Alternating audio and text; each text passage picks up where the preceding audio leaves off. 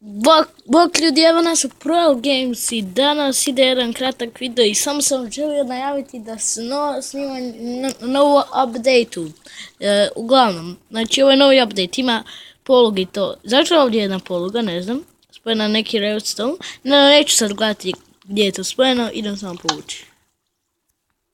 Zašto mi se čini da on izgleda kao... Dobro, tu fali jedan pojačivač, dobro da nije eksplodiralo.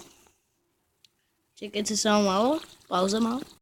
Evo nastavljamo i gledajte sad ovo, znači ovdje TNT, neki vidimo svi, povučem polugu i vidimo sada taj TNT, a sad samo jedan eksplodira i dovoljno da porušuje se.